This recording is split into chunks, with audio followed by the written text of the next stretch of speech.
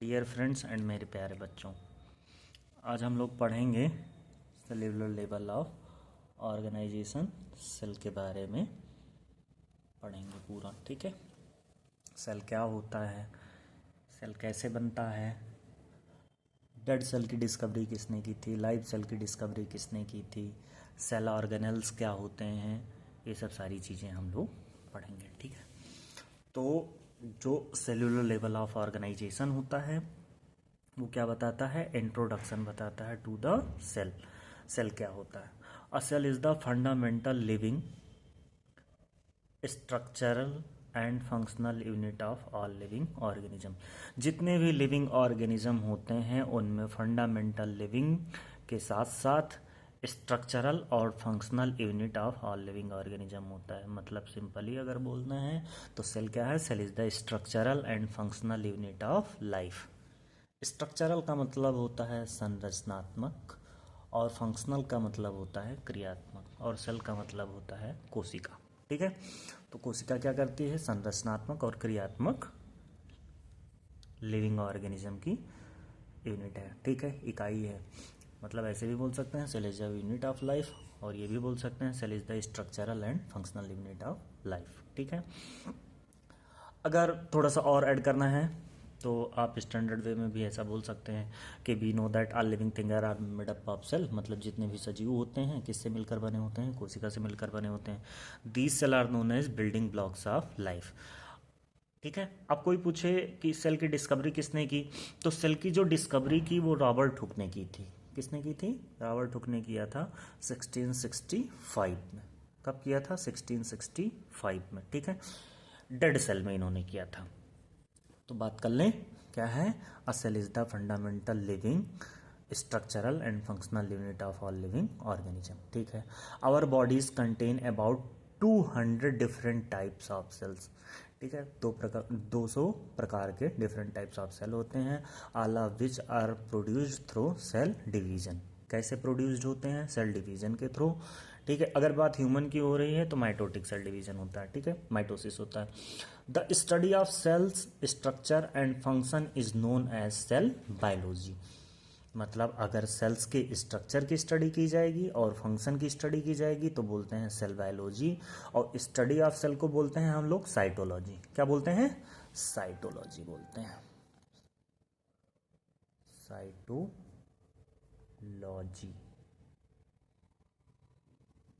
Cytology.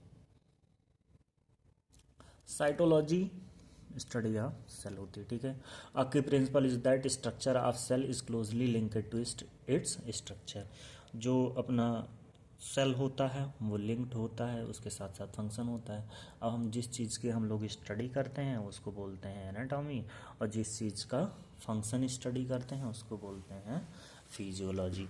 तो याद करो कि हम लोगों ने पहले भी लेक्चर में पढ़ रखा है कि एक होता है अपना माइक्रोस्कोपिक एनाटॉमी, एक होता है माइक्रोस्कोपिक एनाटॉमी। तो जो माइक्रोस्कोपिक एनाटॉमी था उसमें अपना आ रहा था सेल और टिश्यू। क्या आ रहा था? सेल और टिश्यू, ठीक है। स्टडी ऑफ सेल को हम लोग साइटोलॉजी बोलते हैं, ठीक। तो बात कर लें पार्ट्स ऑफ सेल कितने होते हैं। A typical cell consist of 3 main parts होते हैं। सबसे पहला होता है प्लाज्मा मेम्ब्रेन, फिर दूसरा होता है साइटोप्लाज्म, और तीसरा होता है न्यूक्लियस, ठीक है। तो एक सेल का अपना ये डायग्राम है जिसमें अपने बताते हैं कि क्या क्या चीज़ें होती हैं। सेल के सरफेस पे अपना होता है न्यूक्लियस, ठीक है। फिर उसके बाद है rough endoplasmic reticulum, smooth endoplasmic reticulum, lysosome दिखाया गया है, माइटोकॉन्ड्रिया दिखाया गया है, गोल्जी अपैरेटस दिखाया गया है, राइबोसोम दिखाया गया है, और उसके साथ साथ अपना साइटोप्लाज्म है, प्लाज्मा मेम्ब्रेन है, सेंट्रियोल है, साइटोस्केलेटन है, ये सब सारी चीज़ें हैं। अब यहाँ पे हम लोग जब बात किए थे कि सेल बना कैसे था, तो याद करो कि एटम था मॉलिक्यूल था, ठीक है। फिर अपना केमिकल लेवल सेलुलर लेवल था, फिर टिश्यू बन रहा था। लेकिन जो सेल बनता है अपना, सेल के अंदर ढेर सारे ऑर्गेनल्स होते हैं। ढेर सारे ऑर्गेनल्स मिलके क्या बनाते हैं? सेल बनाते हैं, ठीक। तो ऑर्गेनल्स क्या हैं? छोटे छोटे छोटे स्मॉल सेल्स के जो हाउस होते हैं उसके अंदर जो पाए जाते हैं उन्हीं को हम लोग बोलते हैं ऑर्गेनल्स बोलते हैं, ठीक। तो सेल क्या है? Cell is the structural and functional unit of life. Cell is a unit of life. Cell कितने प्रकार के होते हैं? 200 प्रकार के होते हैं लिविंग ऑर्गेनिज्म में, ठीक है। सेल 2 प्रकार के होते हैं, प्रोकैरियोट और यूकैरियोट। प्रोकैरियोट में आती हैं बैक्टीरिया और ब्लू ग्रीन एल्गीन, और हम लोगों में आती हैं यूकैरियोट में हम लोग आते हैं, ठीक है। तो कोई पूछेगा तो क्या बताओगे? Cell is the structural and functional unit of life. अगर थोड़ा सा और स्टैंडर्ड वे में बोलना है तो बना के भी बोल सकते हो, हिंदी में भी समझा दे रहा हूँ कि we know that are living thing are made up of cell, these cell are known as building blocks of life. Cell were discovered by Robert Hooke in 1665। He looked a piece of cork under the microscope and his theory completed by Schleiden and John Cells. अगर वही बात किया जाएगा live cell की discovery किसने की तो बोल देंगे एंटोन वॉन लीवेनहॉक ने की थी। सैंपल कौन सा लिया था? स्पर्म, आरबीसी और बैक्टीरिया, ठीक है। अब बात करते हैं हम लोग स्टडी ऑफ सेल को, साइटोलॉजी और सेल बायोलॉजी क्या होता है, स्ट्रक्चर और फंक्शन की स्टडी करते हैं, ठीक है। फिर बात कर लेते हैं प्लाज्मा मेम्ब्रेन की। सेल के ऑर्गेनल्स हैं, सेल के ऑर्गेनल्स की हम लोग स्टडी करने जा रहे हैं जिससे सेल हमारा बना हुआ है, ठीक है।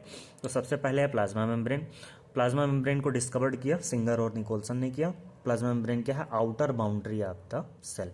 जो आउटर बाउंड्री होती है अपने सेल की उसको हम लोग क्या बोलते हैं? Plasma membrane. स्ट्रक्चर की बात कर लें तो ये स्ट्रक्चर है अपना, ठीक है। शुगर मॉलिक्यूल है, इसमें कार्बोहाइड्रेट हो जाता है अपना, ग्लाइकोलिपिड है, ग्लाइकोप्रोटीन है, प्रोटीन्स हैं, बाइलेयर होती है, फॉस्फोलिपिड बाइलेयर की बनी होती है। सबसे ज़्यादा फॉस्फोलिपिड होता है, ठीक है। प्लाज्मा मेम्ब्रेन में सबसे ज़्यादा अगर देखा जाए तो फॉस्फोलिपिड होता है। क्या है पढ़ लेते हैं थ्योरी के बारे में, स्ट्रक्चर के बारे में। The plasma membrane is the outer boundary of cell wall, मतलब सेल के आउटर की बाउंड्री, सेल के बाहर की जो बाउंड्री है वो किसकी बनी है? अपनी प्लाज्मा मेम्ब्रेन की।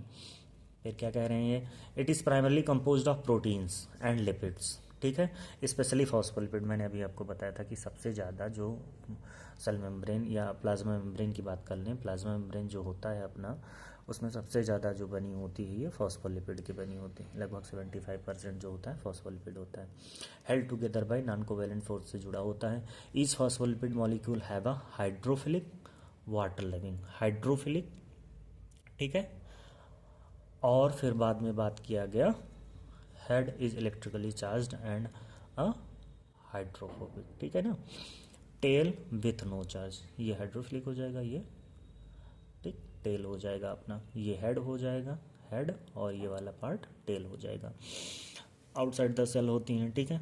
सेल की बाउंड्री बनाती हैं, जैसे कि यहाँ पे एक डायग्राम बना हुआ था, अगर मैं आपको दिखाऊं, ठीक है बेटा, ये है ना, ये प्लाज्मा मेम्ब्रेन, ये देख रहे हो plasma membrane, outer cell, cell के बाहर का पार्ट है, ठीक है।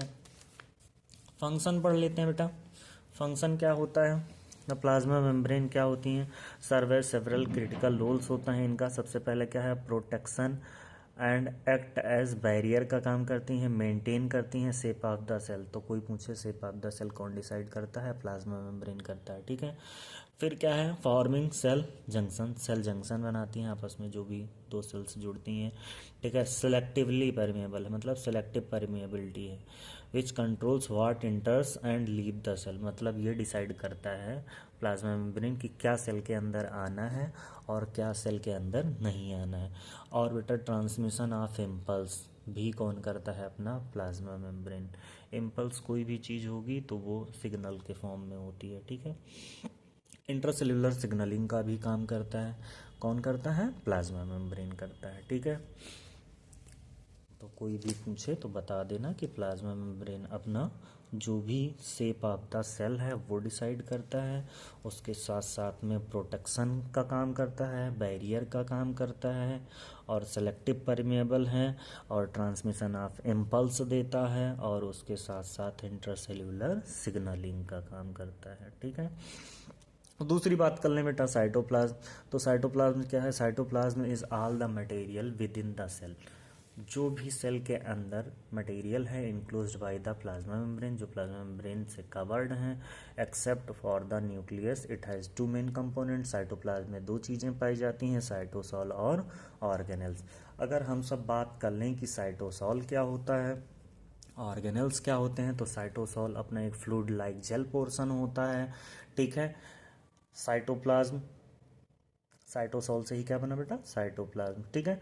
इट कंसिस्ट ऑफ 75 से 90% इसमें वाटर होता है, अलॉन्ग विथ आयंस होते हैं, अमीनो एसिड होता है, और प्रोटीन होती हैं, लिपिड होती हैं, और एटीपी एंड वेस्ट प्रोडक्ट्स, ठीक। ऑर्गेनल्स की बात कर लें तो ऑर्गेनल्स क्या हैं, ऑर्गेनल्स को बोला गया दीज आर स्मॉल, मतलब वही लिटिल ऑर्गन्स या स्मॉल ऑर्गन्स बोल दो, within the cell that perform specific function, मतलब जो भी सेल के अंदर चीज़ें पाई जाती हैं उसको हम लोग बोलते हैं ऑर्गेनल्स। क्या बोलते हैं, ऑर्गेनल्स। ऑर्गेनल्स का दूसरा नाम लिटिल ऑर्गन्स बोलते हैं, जैसे कि राइबोसोम है, एंडोप्लाज्मिक है, ठीक है, पैरोक्सीसोम है, लाइसोसोम है, तो ये सब क्या है, ये सब सेल के अंदर ही तो पाए जा रहे हैं, तो ये सब सारी चीज़ें अपनी क्या हो जाती हैं, ऑर्गेनल्स हो जाती हैं। ऑर्गेनल्स की बात कर लें तो यहाँ पे लिखा हुआ है कि ऑर्गेनल्स क्या हैं। ऑर्गेनल्स की मतलब राइबोसोम की डिस्कवरी जो कि 1955 में हुई, किसने किया, जॉर्ज पैलाडे ने किया। किसने किया, जॉर्ज पैलाडे ने किया 1955 में। दीज आर टीनी ग्रेन्यूल्स हैं made up of RNA and proteins, their main job is synthesise protein. Ribosome क्या सिंथेसाइज करता है, प्रोटीन बनाता है। किससे बनाता है, from amino acid. Amino acid बेटा बॉडी में 20 प्रकार के होते हैं, 10 होते हैं एसेंशियल और 10 होते हैं नॉन एसेंशियल, ठीक है। फिर बात कर लिया जाए कि ribosome found in free cytoplasm होते हैं, make proteins for use within the cell, cell के लिए ही बनाते हैं, अपना यूटिलाइज करते हैं। While those attach to the endoplasmic reticulum are nuclear envelope make proteins for export from the cell, मतलब एक्सपोर्ट का भी काम करते हैं। एंडोप्लाज्मिक रेटिकुलम क्या है, endoplasmic reticulum is a network of interconnected membranous canals within the cytoplasm. दो प्रकार के होते हैं, एक होता है रफ एंडोप्लाज्मिक रेटिकुलम और एक होता है smooth endoplasmic reticulum. Smooth endoplasmic reticulum की बात कर लें तो इसमें राइबोसोम नहीं होता है, लाइक राइबोसोम होता है। रफ की बात कर लें, it standard with ribosome and synthesise proteins, मतलब स्मूथ एंडोप्लाज्मिक रेटिकुलम लिपिड बनाते हैं और रफ एंडोप्लाज्मिक रेटिकुलम अपने प्रोटीन सिंथेसाइज करते हैं। फिर हम बात कर लें तो आ जाता है अपना गोल्जी अपैरेटस। अब गोल्जी अपैरेटस क्या करता है, this organelles consist of stack of flattened membranous sac, ठीक है, ऐसे ही अपने फ्लैटेंड सैक्स होते हैं जो कि गोल्जी अपैरेटस करते क्या हैं, अगर बात कर लिया जाए, it is larger in the cell, synthesise and export of proteins, move from endoplasmic reticulum to Golgi apparatus. Endoplasmic reticulum से जो अपना आता है गोल्जी अपैरेटस में, where they are packed in vesicles, vesicles के फॉर्म में स्टोर्ड होते हैं और एक्सपोर्ट होते हैं from the cell when needed. अब इनका स्ट्रक्चर जो होता है ऐसे ही अपने बने होते हैं, ठीक है। फिर आगे चल के यही अपना वेसाइकल्स के फॉर्म में अपना, ठीक है, स्टोर होते हैं, फिर ट्रांसपोर्ट कर देते हैं। बात कर लें न्यूक्लियस की, तो न्यूक्लियस क्या है, न्यूक्लियस की बात कर लें तो ये सेल्स के कंट्रोल सेंटर में होता है, सबसे मतलब the nucleus is the cell's control centre है। सेल का कंट्रोल सेंटर कौन है, न्यूक्लियस है। सरफेस में पाए जाते हैं, बीचों बीच में पाए जाते हैं। फिर क्या कह रहा है, it is the largest organelle. Nucleus क्या है, सबसे लार्जेस्ट ऑर्गेनल है, और सेल के अंदर ही सारे ऑर्गेनल्स पाए जाते हैं। ऑर्गेनल्स को हमने क्या बोला था, लिटिल ऑर्गन्स। क्या बोला था, लिटिल ऑर्गन्स। यहाँ पे देखे थे ना अभी कि ऑर्गेनल की बात करें तो ये लिटिल ऑर्गन्स क्या है, लिटिल ऑर्गन्स। और ढेर सारे ऑर्गेनल्स मिलके ही तो सेल बना रहे थे कि नहीं बना रहे थे, ठीक है। फिर बात कर लिया जाए कि न्यूक्लियस का काम क्या है, जेनेटिक मटेरियल को क्या करते हैं, ट्रांसफ़र करते हैं पेरेंट्स टू प्रोजेनी, ठीक है। Nearly every cell is the body has nucleus except for mature red blood cell, मतलब रेड ब्लड सेल में सिर्फ न्यूक्लियस नहीं पाया जाता है, इसलिए उसको ई न्यूक्लिएटेड बोलते हैं। Some cells like skeletal muscles have multiple nuclei, skeletal muscles होती हैं जिनमें मल्टीपल न्यूक्लियस होते हैं। It contains body genetic material in the form of 46 chromosome, ठीक है। अब क्रोमोसोम क्या करते हैं, जेनेटिक मटेरियल होते हैं और प्रोजेनी मतलब पेरेंट्स टू प्रोजेनी ट्रांसफ़र होते हैं। फिर direct all the cell's metabolic activities. फिर बात कर लें माइटोकॉन्ड्रिया की, ठीक है। शुरू से पढ़ते आए हो, बचपन से पढ़ते आए हो कि mitochondria is a power house of cell होती है, लेकिन मैं आपको और भी ढेर सारे फंक्शन यहाँ पे बताने वाला हूँ। Often called the power house of the cell, ठीक है, बोलते हैं, सबको पता है, 7th क्लास से 5th क्लास से पढ़ते आ रहे हो। माइटोकॉन्ड्रिया क्या है, are responsible for the aerobic respiration. Aerobic respiration करता है। This process makes chemical energy available to the cell in the form of ATP के फॉर्म में। ये भी जानते हो कि एटीपी का प्रोडक्शन करता है। This synthesis of ATP is the most efficient during the final stage of aerobic respiration which requires oxygen. ठीक है, एरोबिक रेस्पिरेशन कब होता है, ऑक्सीजन के प्रेजेंस में होता है। और अपनी बॉडी में जब एनारोबिक रेस्पिरेशन होता है तो ऑक्सीजन की कमी हो जाती है, तो फिर पायरुविक एसिड बनता है, लैक्टिक एसिड बनता है मसल्स में, जिसके कारण थकान लगती है। तो यहाँ पे एरोबिक रेस्पिरेशन होगा। फंक्शन की बात कर लें तो मेटाबॉलिक एक्टिविटी ऑफ सेल कौन देखता है, माइटोकॉन्ड्रिया देखता है। Promote the growth of new cells and cell multiplication का काम माइटोकॉन्ड्रिया करता है। ऑक्सीडेटिव फॉस्फोराइलेशन करता है, ठीक है। डिटॉक्सीफाई करता है अमोनिया को लीवर से। फिर अगर बात कर लिया जाए तो रिस्पॉन्सिबल होता है सर्टन पार्ट्स ऑफ ब्लड के फॉर्मेशन में भी काम करता है। वेरियस हार्मोन्स हैं लाइक टेस्टोस्टेरोन है, एस्ट्रोजन है, उसकी भी सिंथेसिस करता है। और important role in apoptosis and program cell death में भी काम करता है। ये सब काम आज आपको थोड़ा सा मैंने अपडेटेड बताया है ताकि आप 4-5 काम मिनिमम इसका जानें। Power house of the cell हर कोई जानता है, ठीक है। ये चीज़ हो गई। फिर अगर बात कर लिया जाए कि कोई भी चीज़ अपने सेल से ट्रांसपोर्ट हो रही है तो transport across the cell membrane की बात कर लें तो सब्सटेंस मूव इन, सबसे पहले अंदर आएगा, फिर out of the cell through the selectively permeable membrane, ठीक है। और अपना अभी प्लाज्मा मेम्ब्रेन क्या था, सेलेक्टिव परमेबल था। There are 2 main types of transport mechanism, एक होता है पैसिव ट्रांसपोर्ट और एक होता है एक्टिव ट्रांसपोर्ट। अब पैसिव ट्रांसपोर्ट में कोई भी एनर्जी का यूटिलाइजेशन नहीं होता है। अगर मैं सिंपली बात करूं तो पैसिव है, तो पैसिव क्या है, हाई टू लो होगा, हाई टू लो होगा, उसमें किसी भी प्रकार का एनर्जी का यूटिलाइजेशन नहीं होता है। लेकिन अगर बात किया जाए लो टू हाई तो वो एक्टिव हो जाएगा, एक्टिव ट्रांसपोर्ट हो जाएगा, ठीक है। तो बात कर लें in passive transport molecules move across the membrane without any energy expenditure from the cell, ठीक है। This movement occurs down a concentration gradient meaning substance move from one area of higher concentration to an area of lower concentration. जब कोई चीज़ high to लो आएगी, क्या आएगी, high to लो आएगी, तो उसमें एनर्जी का यूज नहीं होगा, नो एटीपी यूज, ठीक है। लेकिन लो टू हाई जाएगी तो उसमें यूज होगा। तो हाई टू लो आ रही है तो पैसिव ट्रांसपोर्ट, अगर वही हाई टू लो जाता, मतलब सॉरी लो टू हाई जाता तो एक्टिव होता। हाई टू लो आ रहा है तो पैसिव, लेकिन लो टू हाई जा रहा है तो एक्टिव, ठीक है। तो बात कर लें this moment occurs down a concentration gradient meaning substance move from an area of higher concentration to an area of lower concentration. इसमें आते हैं अपने डिफ्यूजन, ठीक है। डिफ्यूजन क्या है, the moment of solute molecules from high to low concentration, ठीक है। There are 2 types, simple diffusion और फैसिलिटेटेड डिफ्यूजन, ठीक है।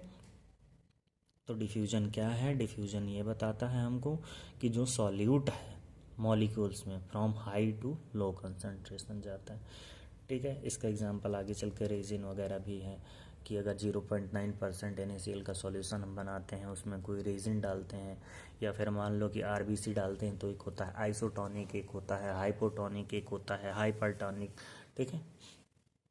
आइसोटोनिक है यानी कि सेम कंसंट्रेशन है, जो सॉल्यूट है और सॉल्वेंट है उसका कंसंट्रेशन सेम है।